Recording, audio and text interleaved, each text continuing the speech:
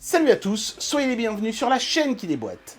D'abord, avant de commencer cette vidéo, je tiens à m'excuser si j'ai une voix encore plus naze que d'habitude. J'ai pris un petit coup de froid la semaine dernière et ça n'est pas encore tout à fait fini. Voilà, cette parenthèse étant ouverte et refermée, aujourd'hui nous allons tester la petite sœur de la Paperang P1, qui était une imprimante ticket de caisse Bluetooth pour smartphone qu'on avait testée l'année dernière. L'imprimante ticket de caisse pour smartphone, ça pouvait sembler peu intéressant, mais il s'était avéré que ce produit était vraiment super fun à utiliser grâce notamment à une excellente application mobile qui était livrée avec. Aujourd'hui, on va tester sa petite sœur, la Paperang P2S. Paperang m'a assuré qu'il y avait beaucoup de nouveautés sur ce produit, donc c'est ce qu'on va voir aujourd'hui. En plus, Paperang a été super gentil, ils m'ont aussi envoyé du consommable, deux petites boîtes de rouleaux de tickets de caisse, celui-ci qui est traité pour durer 10 ans après impression, ce qui est énorme pour du papier thermique, et celui-ci qui est du papier thermique autocollant. Allez, c'est parti pour le test de toutes ces petites choses. On y va. Les emballages des produits de chez Paperang choisissent la carte de la sobriété puisqu'on est sur un fond blanc. Et j'aime beaucoup notamment le fond des consommables avec ce quadrillage qui me rappelle un petit peu les grandes heures de la Master System. Par contre, là où je suis un petit peu dubitatif, c'est que les emballages sont les mêmes sur la face avant. Et c'est seulement en retournant les boîtes qu'on voit marqué en petit ici que c'est du papier sticker et que ici c'est du papier traité pour durer 10 ans. Ça aurait été pas mal, messieurs, de le marquer aussi sur la face avant. Enfin, moi je dis ça, hein. C'est juste un petit conseil comme ça. Hein. Ce sont des prototypes que j'ai ici. Hein. Peut-être que sur les produits finaux, ce sera différent, mais en attendant, pour le moment, rien n'est spécifié sur l'avant des boîtes de consommables. Il faudra penser à bien regarder derrière. Alors les consommables, bon, on s'en fiche un petit peu. Ce qui nous intéresse, c'est bien sûr l'imprimante en elle-même. La grande nouveauté de la Paperang P2S par rapport à la P1 et par rapport à la P2, c'est que cette zone noire qui jusqu'à présent était purement esthétique sur les précédents modèles, est désormais un petit écran OLED sur lequel on peut venir afficher un certain nombre de choses, assez peu de choses à vrai dire, hein. C'est des timers ou des chronos, ça se limite à ça, ou une horloge. Mais vous allez voir qu'il y a une certaine logique quand même derrière cette approche-là. Voilà, donc après, sinon, ça reste l'imprimante qu'on connaît bien hein, et qui fait tout un tas de choses. Vous allez voir ça quand on va commencer notamment à regarder l'application mobile. L'unboxing est assez agréable, ça coulisse. On tombe d'abord sur un manuel qui est en plein de langues, y compris le français. Donc ça, c'est plutôt pas mal. En plus, la traduction est plutôt correcte. Pas la meilleure que j'ai jamais vue, mais en tout cas, elle était claire et intelligible. Il y a un petit câble de recharge qui est du micro USB. C'est dommage de ne pas avoir profité d'être sur le tout dernier modèle pour mettre de l'USB type C. Bon, enfin bon, sur ce type de produit, j'imagine que c'est pas dramatique. Un petit câble plat, pas bien long, mais qui fera bien la blague. Vous pourrez aussi utiliser celui de votre smartphone s'il est toujours en USB micro. Et puis alors, on a l'imprimante en elle-même dans un petit sachet en plastique. Regardez-moi si c'est pas magnifique tout ça. Alors la grande nouveauté évidemment de cette petite imprimante, c'est son petit écran OLED ici en son centre. Un écran qui était d'ailleurs protégé par ce petit film plastique, donc ça c'est bien, ça veut dire que le fabricant a pensé à protéger son petit écran OLED. Donc ici on est en mode chrono, vous voyez, hein, et si j'appuie brièvement ici, tac, le chrono va se lancer. Voilà, je rappuie pour le stopper. Si je fais un appui long, je change de fonction. Donc là, j'affiche simplement l'heure, 11h49. Si je refais à nouveau un appui long, je suis en mode Pomodoro. On va y revenir dans un instant. Et si je refais à nouveau un appui long, je reviens en mode chrono. Alors le mode chrono peut aussi être un mode compte à rebours. Il suffit d'appuyer sur minutes et sur secondes pour augmenter les chiffres. Donc par exemple, je peux mettre 3 minutes. Voilà, appuyez ici, tac. Et cette fois-ci, ce sera un compte à rebours. C'est vraiment bien fait. C'est vraiment simple. Vous entendez ce bip là, et bien c'est lui aussi que vous entendrez quand le compte à rebours sera arrivé à terme. Donc il y a certainement un petit buzzer quelque part dans le machin. C'est pas un haut-parleur, hein, parce que je ne vois aucune grille pour le son. Donc un petit buzzer, mais c'est bien suffisant pour un truc comme ça. Avant de vous montrer l'imprimante en action, je vais vous expliquer en 2 mots ce que c'est que cette fameuse fonction Pomodoro. Alors qu'est-ce donc que cette fameuse fonction Pomodoro dont je vous ai parlé à l'instant? Pomodoro, ça fait allusion au mot tomate en italien. Ça n'est pas un hasard, en fait, le pomodoro, c'était un timer de cuisine, ça existe toujours d'ailleurs, je crois, hein, en forme de tomate. J'en ai pas un sous la main à vous montrer, mais je mettrai une photo quelque part ici, dans cette zone que j'ai astucieusement et intelligemment laissée vide. Voilà, maintenant que c'est fait, on va pouvoir remettre l'imprimante au centre. L'idée de la méthode Pomodoro, c'était une méthode qui était utilisée essentiellement dans les années 90. Je pense que c'est plus trop utilisé de nos jours, mais bon, pourquoi pas, hein, on pourrait éventuellement essayer de la remettre au goût du jour, après tout. L'idée, c'était en fait de fractionner le travail des gens qui se penchent sur des problèmes de manière prolongée. Par exemple, un développeur informatique qui doit débugger son programme peut rester bloqué sur un problème en apparence simple, parce qu'il l'aborde toujours sous le même angle, et du coup il perd beaucoup de temps, des heures à essayer de régler le problème. Le soir, quand il rentre chez lui et qu'il revient le lendemain matin la tête vide, en quelques minutes il résout le problème parce qu'il l'a abordé sous un angle différent. Alors les patrons se sont dit, si on force l'employé à prendre des pauses plus souvent, plutôt que de le laisser travailler des heures comme ça non-stop, ça pourra permettre de réduire ces temps pendant lesquels l'employé penche sur le problème de manière trop obtuse. Donc l'idée, c'était d'avoir un timer façon timer de cuisine, qu'on le faisait tourner pendant 25 minutes. Quand ça sonnait, on forçait le salarié à prendre 5 minutes de pause. Donc on mettait le timer pour 5 minutes. Quand le timer ressonnait à nouveau, l'employé revenait à son bureau et reprenait le travail. Et parfois, ça lui avait permis de se vider la tête et de mieux résoudre le problème. Vous n'avez rien compris?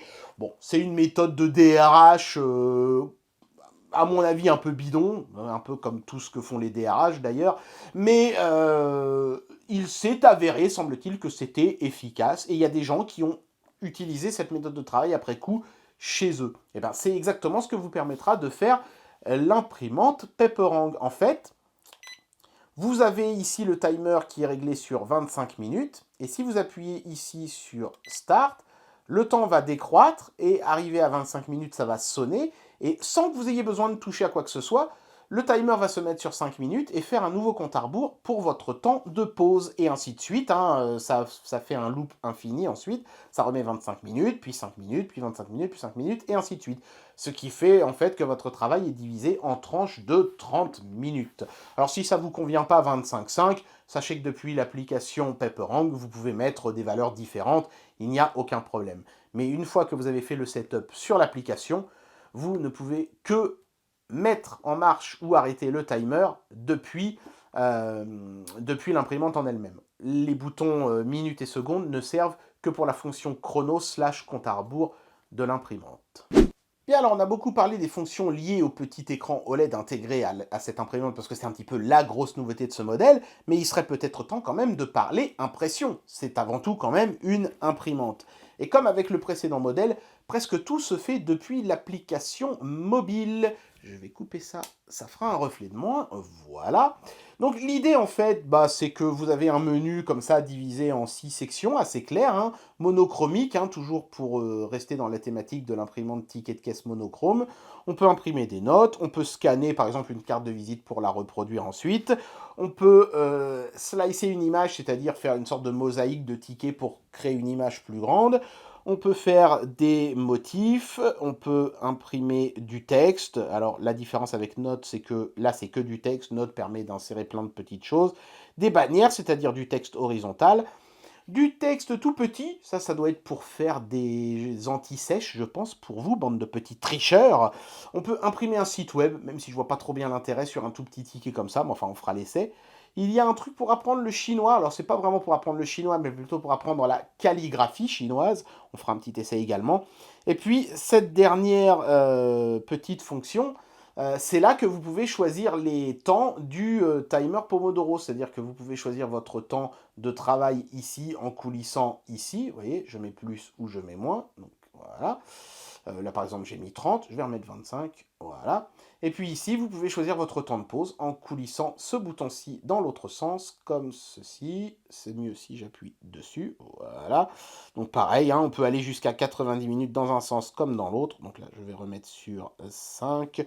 Voilà, c'est pas mal fait, c'est gradué. Une fois qu'on a pris le coup de main, c'est assez facile à faire le setup. Et puis, voilà, après, tout se passe, hein, encore une fois, depuis l'imprimante. Alors, on va commencer par essayer d'imprimer, par exemple, une petite note. Alors, on va commencer avec la fonction note. Son nom ne paye peut-être pas de mine, mais la fonction note est certainement celle la plus sophistiquée de toute l'application, puisque vous pouvez littéralement tout faire. Vous pouvez taper du texte, vous pouvez insérer une image, et même simplement pour du texte, par exemple, Vous pouvez choisir de mettre le texte brut ou dans une bulle. Vous pouvez bien sûr choisir votre police de caractère. Vous pouvez centrer votre texte, le mettre en gras en italique. Tout ça, c'est normal. On peut insérer un tableau, on peut insérer une image, je viens de le faire. On peut insérer des émoticônes, vous voyez, il y en a tout un tas. Celle-là, j'aime bien parce que c'est la météo, ça peut être pratique. On peut choisir un thème, c'est-à-dire une bordure pour la feuille, hein, vous voyez, donc là, vous avez le petit chat, les vacances, les voyages, un thème un petit peu asiatique, etc. Donc ça, si vous avez envie de faire une petite mise en page sympa.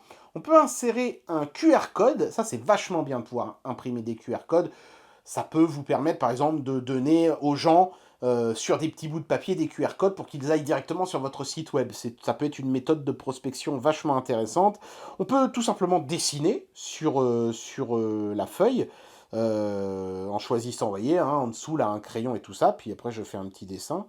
Je peux gommer, hop, tac, tac, tac. Voilà. Donc si je suis sur le coin ici, je peux choisir la taille de mon petit stylo, et puis voilà, je valide, et ensuite, une fois que je suis content de mon truc, j'appuie sur imprimer, et ça va sortir sur l'imprimante. Je n'ai plus qu'à appuyer sur print.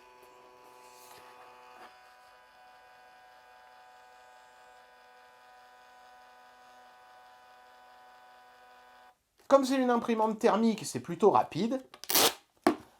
Et voilà, j'ai mon petit machin, donc on voit bien le texte, voilà, la petite image, le rendu est pas mal, hein. Franchement, c'est du 300 ppi, ça se voit, c'est plutôt propre, le contraste est nickel. Bon ça après, le contraste, ça dépendra peut-être, à mon avis, plus de la qualité du papier que de l'imprimante, mais en tout cas ici, avec le papier qui était préinstallé dedans, c'est magnifique.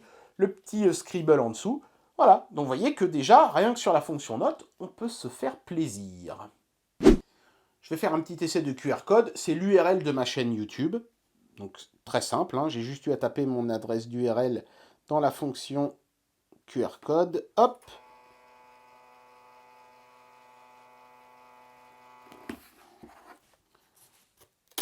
Voilà, donc maintenant, je peux donner ça à quelqu'un et il a juste à le scanner avec son téléphone et il est sur ma chaîne YouTube.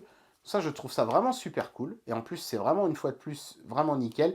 Il y a leur petit logo au centre, mais c'est de bonne guerre. Et moi, je trouve que c'est plutôt mignon, donc tout va bien. Alors la fonction scanner, c'est simplement une fonction qui permet de scanner une page et d'en récupérer le texte, un peu comme le ferait un OCR. Donc on prend l'appareil photo de son appareil, donc là je vais utiliser ma tablette, j'appuie ici j'imagine, hop, voilà, donc on voit qu'il a bien détecté les bords de la feuille. J'ai pris la première page de leur notice, donc a priori j'espère qu'ils ont essayé de faire fonctionner ce truc-là. Je valide et hop, ça me le redresse, ça me le remet bien droit. Et je peux récupérer le texte. Alors je pense que pour récupérer le texte, il faut appuyer sur OCR ici en bas. Voilà. Et là, ça galope un petit peu et il va essayer de me lire le texte, ce qui me permet derrière de le modifier. Alors comme toujours avec les OCR, le résultat est assez médiocre. J'ai jamais vraiment été fan des OCR. Même les plus balèzes commettent quand même pas mal d'erreurs et nécessitent de faire pas mal de travail derrière. Vu que de toute façon derrière vous allez imprimer sur un ticket, je pense que vous avez plus vite fait d'imprimer ça, la différence sera vraiment minime. Mais on va dire que la fonction a au moins le mérite d'exister. Alors la fonction Image Slicer permet de prendre une image et de l'imprimer sur un ou plusieurs tickets de caisse. Vous allez voir que c'est assez simple à expliquer. Ici, vous pouvez voir que j'ai une image. Alors j'ai pris un petit fond d'écran sur la thématique de Link's Awakening, puisque le jeu va bientôt sortir sur Switch. Et si vous regardez ici en bas, il y a un chiffre que je peux augmenter. Par exemple, je peux mettre 3. Et si je mets 3, on voit que maintenant, l'image a été divisée en 3 sections. Sachez que si j'appuie ici, je passerai l'image en mode portrait. Là, je suis en mode paysage. Mais vu que c'est une image qui est en paysage par défaut, on va rester comme ça pour le moment. Donc là, ça me plaît bien. Ça va normalement me sortir 3 tickets qui me permettront de reconstituer l'image complète. Donc on y va. Donc ce qui se passe en plus, c'est assez bien fait. Vous allez voir, c'est que quand je clique sur imprimer, donc on me dit que je vais cramer 10 cm de papier. Donc allons-y, hein, c'est pas grave. Donc, la première image sort.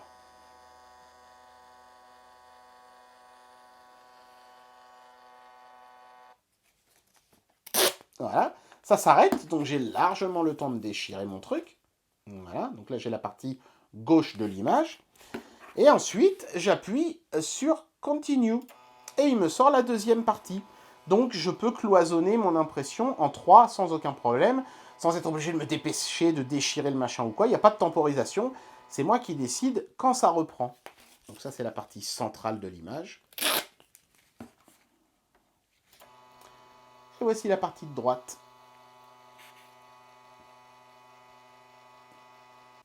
Et voilà ce que ça donne. J'ai mes 3 tickets qui me permettent de reconstituer une seule et même image. Voilà.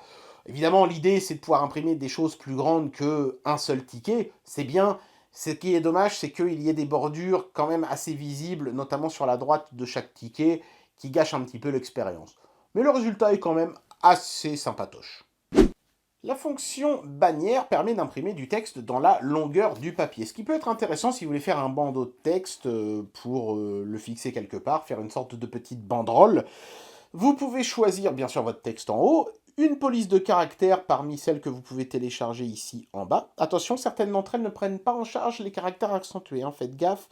Je ne sais pas si je vais pouvoir vous en... Ouais, déjà, vous voyez, celle-là, le E, il est très moche. Et puis il y en a, on ne voit rien du tout. Par exemple, celle-là, hop, vous voyez, il m'a zappé mon E accent aigu. Donc faites bien gaffe à ça au moment d'imprimer. On va essayer de choisir quelque chose de... Tiens, on va prendre celle-ci qui est très élégante, tout à fait en adéquation avec ma chaîne. Et nous allons imprimer ceci. Et voilà.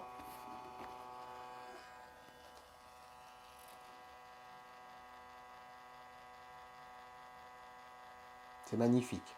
Les mots me manquent. C'est superbe. Je vais mettre un petit peu de musique classique et ce serait parfait là. Mais bon, la flemme. Waouh! Alors évidemment, c'est assez gourmand en papier, cette fonction-là, vous vous en doutez. Bon, là ça va, j'ai choisi une police de caractère pas trop large, mais si vous écrivez en très gros, avec une police avec un fort empattement, vous allez vite user votre rouleau de papier. Mais c'est quand même une des fonctions que je trouve la plus sympa, parce qu'évidemment, en largeur, on a plus de place pour s'exprimer sur ce genre de papier qu'en hauteur, c'est évident. Je vais zapper la fonction texte et la fonction tiny text parce que ça se contente d'imprimer du texte sur le ticket de manière tout à fait classique. Le tiny text, ce sera parfait parce que ce sera trop petit pour que vos profs puissent le déchiffrer, mais suffisamment lisible pour que vous et vos yeux jeunes et tricheurs puissent décoder vos anti-sèches. On va voir la fonction impression de site web. Bon, bah, c'est pas folichon, hein. Vous affichez un site, là je suis simplement allé sur Google. Vous mettez, si vous voulez imprimer tout ça sur un seul ticket ou sur plusieurs, moi je vais mettre sur un seul. J'appuie sur Print et ça me sort mon ticket avec le logo Google d'aujourd'hui.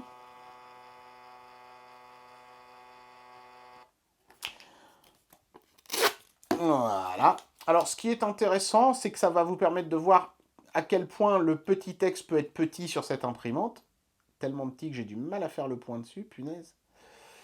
Voilà. Donc voilà ce que vous verrez quand vous imprimez en tiny text. Vous voyez que c'est très petit, hein, donc il faudra quand même avoir de bons yeux. Si vous êtes binoclard, c'est pas pour vous. Enfin bon, les binoclards en général, ils sont bons en classe, ils n'ont pas besoin de faire des anti-sèches. Oui, j'aime beaucoup les clichés comme ça. La fonction d'apprentissage de la calligraphie chinoise sera, je pense, plutôt intéressant pour des étudiants ou des élèves chinois ou pour des étudiants européens qui voudraient apprendre la calligraphie chinoise. Bon, la fonction est là, je vais quand même vous la montrer. Alors le problème, c'est que tout est en chinois, donc vous avez intérêt à avoir de solides bases si c'était pour apprendre. Mais grosso modo, la première section sera vraiment celle qui va vous intéresser, puisque vous choisissez un symbole chinois, ils sont classés par catégorie. Donc par exemple, il m'a semblé voir les chiffres. Voilà, ça ce sont des chiffres, par exemple. Ça veut dire 10, je crois. Donc c'est juste une bête croix. On va prendre celui-ci. Voilà. Hop là. Et en fait, vous voyez, ça vous explique étape par étape comment tracer le symbole. Et donc ça, vous pouvez l'imprimer pour directement sur votre ticket de caisse, vous entraîner à écrire. Vous voyez, vous allez avoir des cases vierges pour reproduire ce que vous voyez dans la première ligne ici. Donc j'y vais, j'imprime.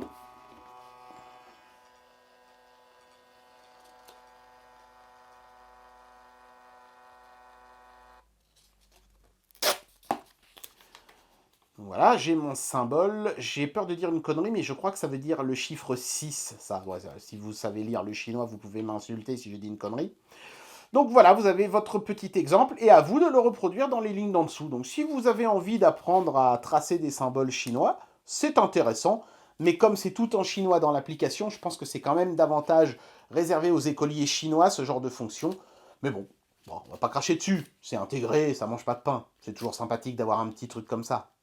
Même si pour nous, ça sert à rien. Bon, en fait, ils auraient pu pas le mettre, mais bon, il y est, donc bon, c'est bien quand même. Allez, je termine le test aujourd'hui avec la fonction que je préfère moi sur ces imprimantes Paperang, à savoir l'impression des templates, c'est-à-dire de modèles qui sont préconçus dans l'application, et il y en a suffisamment pour que ce soit vraiment très fun. Donc on a plusieurs sections, on a la section to-do list, c'est-à-dire la liste des choses à faire, ça rejoindra d'ailleurs la fonction Pomodoro, je vais y revenir dans un instant. Les sticky notes, c'est un petit peu l'équivalent des post-it, hein, donc ça ressemble à des mini bloc-notes intéressants, notamment si vous imprimez sur du papier collant, vous collez ça sur le frigo, vous mettez une petite note, chérie, je reviens, je suis allé à la déchetterie, jeter le cadavre de ta mère, hein, des trucs comme ça par exemple. Et puis business card, ça vous permet d'imprimer des cartes de visite. Alors vous allez me dire, ouais mais ça sort une carte de visite sur du papier ticket, c'est quand même pas très élégant. C'est vrai. Mais imaginez, vous êtes devant un mec, il vous demande votre carte de visite et vous lui dites « Monsieur, je n'en ai plus, mais vous savez quoi? Je vais vous en imprimer une devant vous. » Et vous lui imprimez ça, même si ça lui sort un ticket de caisse pas franchement présentable, quand il va vous voir la faire devant lui, il sera bluffé. Et donc il se souviendra de vous, et donc même si votre carte de visite est toute mollassonne, il la gardera et il vous rappellera. Croyez-moi. Moi, ma fonction préférée, c'est surtout to-do list. Il y en a plein. Regardez, c'est trop kawaii. Vous avez des petits dinosaures, vous avez des petits lapins, des petits chiens. Vous avez un diable. Si vous descendez, vous avez des crayons. Vous avez... regardez, un UFO catcher. On va prendre l'UFO catcher, c'est trop cool. Donc là, vous allez faire une liste. Ça peut être une liste de courses. Vous pouvez taper pain, œuf, lait, machin. Et puis ça va mettre des cases à cocher dans ce petit dessin ici. Je vais vous montrer. Regardez, je tape pain. Hop, voilà, je valide. Alors, les mots ne peuvent pas faire plus de 30 caractères. Enfin bon, en général, ça va suffire. Des œufs, hop, tac, du lait, tac, boum. Des mangas hentai, hein, tous les trucs que vous achetez régulièrement, voilà. Ouais, j'ai complètement mal écrit ça, mais c'est pas grave. Hop. Voilà, donc vous faites votre petite liste, vous voyez, hein, elle se met ici au-dessus, et puis bien sûr, après, vous pouvez l'imprimer, hein, donc c'est ce qu'on va faire, tac, voilà, allons-y, print, et ensuite, vous emmenez ça pour faire vos courses, et comme c'est une checklist, vous n'avez plus qu'à cocher avec un stylo les cases au fur et à mesure que vous faites vos courses. Regardez-moi ça, si c'est pas trop mignon. Franchement, c'est pas top. Alors, l'intérêt de cette checklist, c'est qu'elle rejoint la fonction Pomodoro. En effet, le Pomodoro, ça permet de fractionner vos tâches journalières. Donc, vous pouvez très bien faire une liste de tâches à exécuter, de tâches à faire, fractionner votre travail comme ça en checklist, et le Pomodoro vous permettra de timer, de sectionner au niveau du temps, tout ce que vous aurez imprimé sur la petite checklist. Je pense que c'est pour ça que Paperang a voulu faire fusionner ces deux fonctions-là, le mode Pomodoro et les to-do list à imprimer depuis l'imprimante. Bon, c'est un peu capillotracté si vous voulez mon avis, mais bon, la fonction est intégrée, elle n'a pas fait exploser le prix de l'imprimante, un petit peu quand même, mais bon. On va dire que ça a le mérite d'être là, même si bon, ça n'aurait pas été là, la fonction timer et tout ça, ça n'aurait pas été vraiment une omission très grave. Ce qui me plaît le plus, moi, sur cette imprimante, c'est clairement la fonction ticket. Ça, c'est vraiment juste trop génial, quoi. Bien, il est temps d'amener une conclusion à cette vidéo et de donner une note à ce produit. En termes d'imprimante, Paperang ne déçoit décidément pas avec leurs produits. C'est clairement un produit qui aurait pu être chiant. Je veux dire, c'est une putain d'imprimante ticket, quoi. Qu'est-ce que tu vas faire de fun avec ça? Et pourtant, grâce à une application mobile, plein de contenu super sympa, ils ont réussi à donner une touche kawaii, fun et rigolote à leurs produits. Et c'est vraiment un plaisir d'imprimer tout un tas de trucs. On prend vite le virus de l'impression maniaque avec ce machin-là, et on imprime tout et n'importe quoi, et c'est juste trop marrant, quoi. On pourrait bien se plaindre qu'il y ait des bordures un petit peu trop larges sur l'impression image en tickets multiples, mais on va dire que déjà le simple fait de pouvoir imprimer une image comme ça en fractionné, c'est quand même assez exceptionnel, avec une qualité qui plus est loin d'être dégueulasse, donc je vais pas commencer à me plaindre sur ce genre de petits détails. Pour moi, ça c'est pas grave, j'enlève pas d'étoiles pour ça. Après, il y a aussi la fonction de l'écran OLED, notamment la fonction Pomodoro. Je comprends ce qu'a voulu faire Paperang, faire une sorte de synergie entre la fonction Pomodoro et le fait de pouvoir imprimer comme ça des tickets de checklist. Donc je mets toutes les tâches que j'ai à faire dans la journée, et puis je les fractionne en termes de temps avec le compteur Pomodoro de l'imprimante. Je comprends ça. Par contre, ce qui me chagrine, c'est que ça augmente le prix de l'imprimante, forcément, cet écran et cette fonction Pomodoro. Ça l'augmente de 20-25 €, et ça amène le prix global de l'objet aux alentours des 80 €, ce qui commence à faire cher pour une imprimante ticket. L'imprimante sans la fonction Pomodoro, exactement la même, coûte une soixantaine d'euros, et le tout premier modèle, la P1, une cinquantaine. Ça fait 30 € d'écart avec celle-ci, un peu plus même. Est-ce que ça les vaut vraiment? Moi, j'ai envie de dire non. Pour ça, j'enlève une étoile, pas plus, parce que c'est mon avis. Je pense qu'il y a des gens qui ont absolument besoin d'un truc Pomodoro, et c'est vraiment le compteur ultime pour le coup, parce que vous pouvez faire votre petite checklist papier en même temps depuis le même appareil. Mais pour tous les autres, franchement, faites l'économie des 20-30 €, achetez-vous un modèle plus simple, et franchement, vous ne le regretterez pas, c'est un très bon produit. Je lui mets 4, parce que je trouve qu'il est un petit peu cher à cause de cette fonction Pomodoro, dont l'utilité n'est pas franchement flagrante. Et bien voilà, c'était le test de la Paperang P2S. Même si certaines des fonctionnalités sur cette imprimante peuvent sembler totalement gadget, ça reste un produit au très fort capital sympathie, quelque chose de vraiment original qu'on trouve pas partout. Moi franchement, c'est un produit que j'aime énormément. J'espère que cette vidéo vous aura plu, et moi je vous dis à très bientôt pour un prochain test. Allez, tchuss!